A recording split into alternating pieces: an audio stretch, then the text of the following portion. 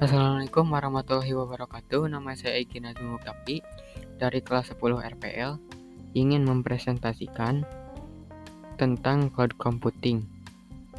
Di sini tujuan pembelajarannya yaitu untuk mengedukasi tentang pentingnya cloud computing dalam kehidupan sehari-hari. Dengan mengikuti perkembangan teknologi secara global, saat ini mulai muncul terobosan-terobosan seperti kehadiran e-book atau elektronik buku atau juga bisa dikenal buku digital. Mereka bisa langsung di-download ataupun dilihat langsung dari internet. Dan juga ada sistem akademik online, juga merupakan suatu layanan cloud computing pada dunia pendidikan. Dalam materi saya kali ini yaitu cloud computing mempunyai 7 inti pembahasan. Yang pertama yaitu pengertian, karakteristik, deployment model layanan cloud computing, jenis-jenis, cara kerja, kelebihan atau kekurangan, serta juga contoh aplikasi. Yang pertama yaitu pengertian cloud computing. Cloud computing ini terdiri dari kata cloud dan computing. Gambar cloud atau awan sendiri sudah digunakan sejak tahun 1990-an sebagai diagram untuk mewakili penggambaran internet dalam skema arsitektur jaringan. Sejak saat itu hingga sekarang, gambar atau logo ini menjadi standar yang dipahami secara luas untuk menggambarkan jaringan internet. Sedangkan kata computing sendiri mempunyai arti proses compute atau dalam bahasa Indonesianya adalah proses komputasi. Jadi bisa ditarik kesimpulan, cloud computing adalah proses komputasi melalui jaringan internet. Cloud computing ini juga merupakan sebuah sistem informasi yang memungkinkan kemudahan akses kepada komponen sumber daya seperti server, aplikasi, dan database melalui jaringan internet. Dengan menggunakan sistem ini, sumber daya akan disimpan dan dikelola di pusat data yang terhubung dengan internet. Untuk skala perusahaan, mereka dapat mengaksesnya dari mana saja dan kapan saja dengan mudah melalui aplikasi atau situs. User juga tidak perlu memiliki infrastruktur cloud sendiri. Mereka bisa mengelola dan memantau server yang disediakan oleh penyedia layanan cloud. Kedua yaitu karakteristik. Agar sebuah layanan bisa dikategorikan sebagai layanan cloud computing, maka layanan tersebut harus memenuhi 5 karakteristik dasar sesuai dengan panduan karakteristik. Dari kelima karakteristik tersebut adalah sebagai berikut. Yang pertama yaitu on-demand self-service. Di sini ada 2 poin, yaitu akses mandiri dan kemudahan. Akses mandiri yaitu pengguna dapat memilih, mengkonfigurasi, mengelola sumber daya komputasi sesuai kebutuhan mereka sendiri tanpa perlu melibatkan pihak penyedia layanan. Dan kemudahan penggunaan yaitu yang dirancang agar mudah digunakan sehingga pengguna dapat mengelola sumber daya komputasi tanpa memerlukan keahlian teknis yang mendalam. Jadi antar muka penggunanya itu jadi lebih mudah digunakan. Dan yang kedua yaitu broad network access. Di sini juga ada 2, yaitu akses melalui internet.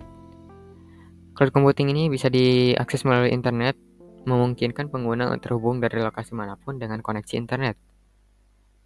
Dan yang kedua yaitu kemampuan akses dari berbagai perangkat, maupun dari laptop, komputer desktop, ponsel pintar, dan tablet, memberikan fleksibilitas akses kapan saja dan di mana saja. Dan yang ketiga yaitu resource pooling. Di sini ada 2 inti. Yang pertama penggabungan sumber daya, yaitu menggabungkan berbagai sumber daya pendukung komputasi untuk menghasilkan kemampuan komputasi yang besar dan dibagikan kepada pelanggan sesuai kebutuhan. Dan yang kedua yaitu penggunaan yang efisien, mengoptimalkan penggunaan sumber daya, memungkinkan alokasi sumber daya yang tidak digunakan untuk beban kerja lainnya, sehingga sumber daya komputasi digunakan lebih atau optimal. Yang keempat yaitu rapid elasticity. Ada 2. Yang pertama skalabilitas yang dinamis, memungkinkan peningkatan atau scale up atau penurunan (scale down) kapasitas sumber daya komputasi secara cepat dan mudah. Dan juga respon yang cepat, karena layanan cloud computing harus mampu memberikan respon cepat saat terjadi lonjakan permintaan. Secara otomatis menambah kapasitas sumber daya untuk menjaga kinerja dan ketersediaan layanan. Dan karakteristik yang terakhir yaitu measure service. Di sini ada 3 inti. Yang pertama, pengukuran otomatis. Layanan cloud computing otomatis mengukur penggunaan sumber daya komputasi secara terus-menerus, mencakup parameter penting untuk transparansi penggunaan layanan. Pemantauan real time. Informasi penggunaan sumber daya komputasi tersedia secara real time atau waktu yang nyata, memungkinkan pengguna memantau performa dan penggunaan sumber daya kapan saja. Pelaporan dan analisis. Data pengukuran disajikan dalam bentuk laporan yang dapat dipahami, membantu organisasi membuat keputusan lebih baik terkait alokasi sumber daya, perencanaan, kapasitas, dan efisiensi operasional. Yang selanjutnya yaitu deployment model. Deployment model ini ada 3. Yang pertama, private cloud. Solusi cloud computing yang dikhususkan untuk digunakan oleh satu organisasi saja dan tidak dibuka untuk umum dan mengamankan lingkungan cloud kamu. Yang kedua yaitu public cloud. Solusi cloud computing yang dibuka untuk semua orang dan bisa digunakan oleh siapa saja.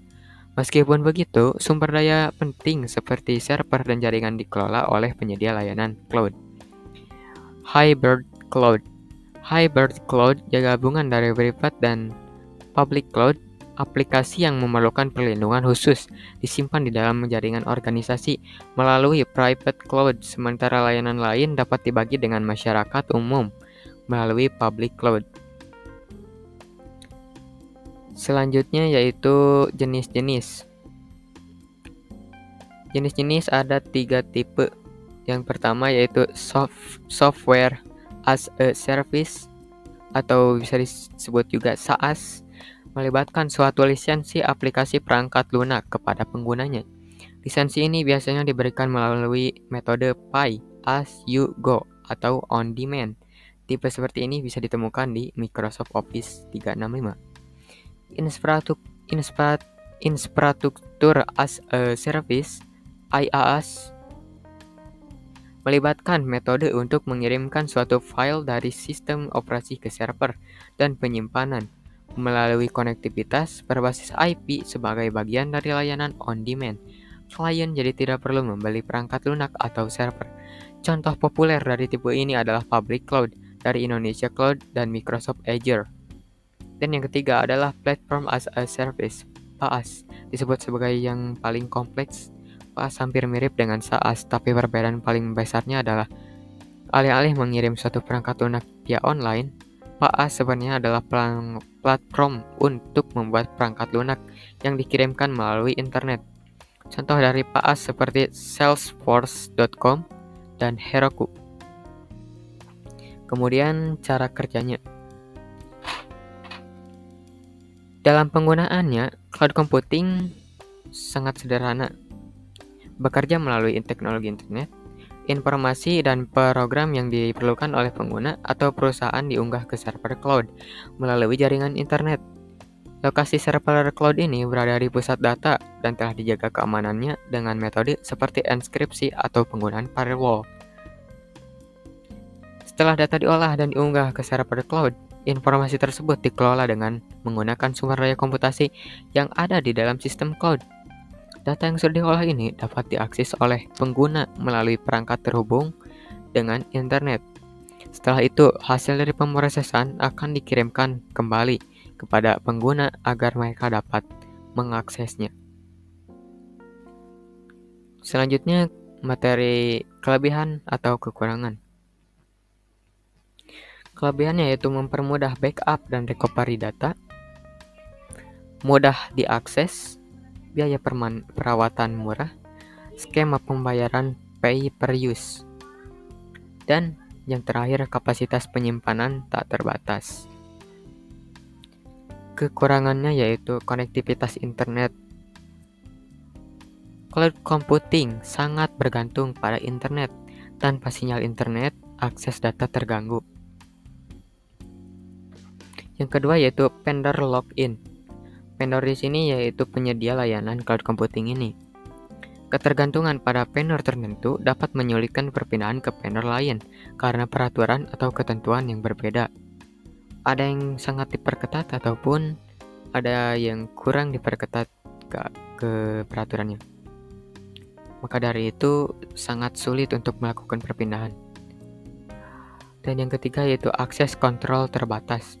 Pengelolaan dan pemantauan cloud computing sepenuhnya dilakukan oleh vendor penyedia, mengurangi kontrol pengguna atas infrastruktur cloud. Rentan keamanan, potensi serangan cyber tetap ada meskipun teknologi cloud computing canggih. Walaupun sudah terbantu oleh firewall ataupun enkripsi, tapi masih ada kemungkinan untuk ada serangan. Yang terakhir yaitu contoh aplikasinya, Google Drive. Kenapa Google Drive dapat dikatakan sebagai contoh cloud computing? Dikarenakan Google Drive memungkinkan pengguna untuk menyimpan, mengelola, dan berbagai file secara online. Ini adalah aplikasi cloud karena semua data disimpan di server Google dan dapat diakses dari mana saja dengan koneksi internet. Yang kedua yaitu Microsoft Office 365. Alasannya yaitu menyediakan versi berbasis web dari aplikasi Office tradisional seperti Word, Excel, dan PowerPoint atau PPT. Aplikasi ini berbasis cloud karena data dan aplikasi dihosting di server Microsoft, memungkinkan akses dari berbagai perangkat melalui internet. Yang ketiga yaitu Dropbox. Dropbox menyediakan layanan penyimpanan dan berbagai file secara online. File yang diunggah disimpan di server Dropbox dan diakses kapan saja dari perangkat apapun yang terhubung ke internet, menjadikannya aplikasi cloud. Dan yang keempat yaitu Amazon Web Service, lainnya AWS. AWS menyediakan berbagai layanan komputasi seperti penyimpanan, database, analisis, dan banyak lagi, yang semuanya dioperasikan melalui cloud.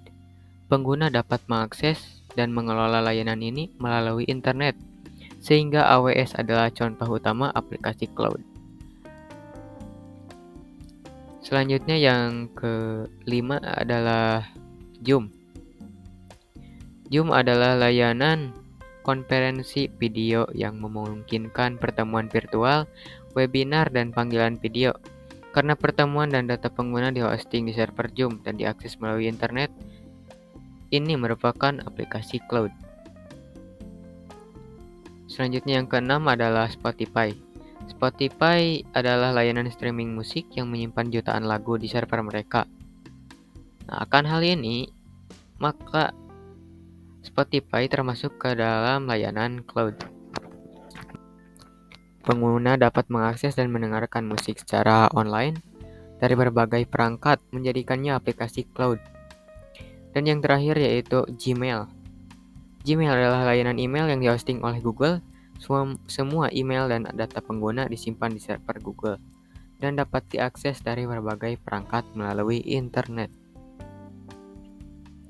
Kesimpulannya yaitu cloud computing sangat berguna untuk kehidupan sehari-hari karena kita tidak terlepas dalam menggunakan aplikasi-aplikasi yang tadi saya jelaskan.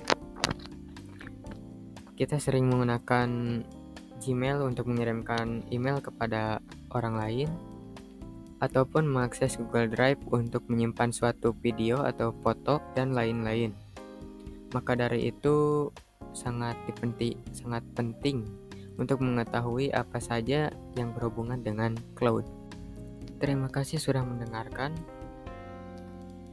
Sekian presentasi saya. Wassalamualaikum warahmatullahi wabarakatuh.